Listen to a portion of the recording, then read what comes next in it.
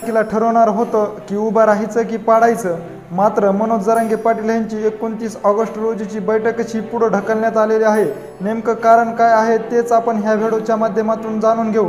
तर नमस्कार मंडळी, तुम्हा सर्वांचे गावगाडा ह्या लोकप्रिय चॅनलवर स्वागत आहे। विधानसभेच्या निवडणुका पुढे ढकलण्याची चर्चा चालू असून दिवाळीनंतरच विधानसभेच्या निवडणुका होणार आहेत। अर्थात डिसेंबर महिन्यामध्ये विधानसभेची निवडणुकी होणार असल्याची आता जोरदार चर्चा होताना पाहण्यास मिळत आहे। एकदा मनोज जरांगे पाटील यांनी पुन्हा आपली एकदा पत्रकार परिषद घेऊन भूमिका मांडलेली आहे। येत्या 29 तारखेला आपण लढायचं का पाडायचं हा निर्णय घेणार असल्याचे पत्रकार परिषदेमध्ये बोलताना मनोज जरांगे पाटील यांनी सांगितले होते। परंतु विधानसभेच्या ज्या निवडणुका आहेत त्या पुढे ढकलण्याची चर्चा होत असल्या कारणानेच आपली ही बैठक पुढे ढकलणार असल्याचे आता समोर येत आहे। निवडणुका पुढे ढकलल्या असल्या कारणानेच आपली ही भूमिका आपण पुढे ढकलणार असल्याचे एका पत्रकार परिषदेमध्ये मनोज जरांगे पाटील यांनी बोलताना स्पष्ट केलेले आहे।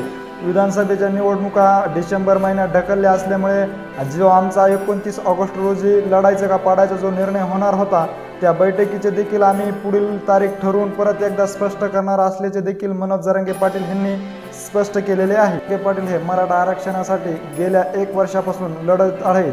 गेल्या 1 वर्षापासून त्यांनी 5 आमरण उपोषण केलेली आहेत। तर या महिन्याच्या सुरुवातीला त्यांनी पश्चिम महाराष्ट्रामध्ये वादळी दौरा देखील केलेला आहे।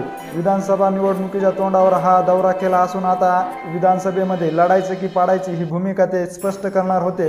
परंतु 29 तारखेची जी बैठक आंतरवाली सराटी ह्या ठिकाणी होणार होती ती बैठक आता पुढे सरकल्याचे समोर येत आहे। याचं महत्त्वाचं कारण म्हणजे विधानसभेच्या ज्या निवडणुका होणार आहेत त्या निवडणुका पुढे सरकल्याची चर्चा असून ह्याच निवडणुका पुढे सरकल्यामुळेच आता ही बैठक देखील आम्ही पुढे सरकवत आहोत असं देखील मनोज जरांगे पाटील यांनी एका पत्रकार परिषदेमध्ये बोलताना स्पष्ट सांगितलेले आहे।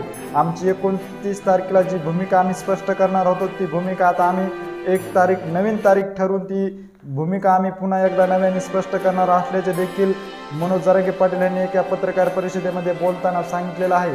एकंदरीत ह्या सर्व घडामोडीविषयी नेमकं तुम्हाला काय वाटतं हे आम्हाला आमच्या कमेंट बॉक्समध्ये नक्की कळवा। अशीच अपडेट मिळवण्यासाठी तुम्ही जर आमच्या चॅनलला सबस्क्राईब केलं नसेल तर नक्की सबस्क्राईब करा। धन्यवाद।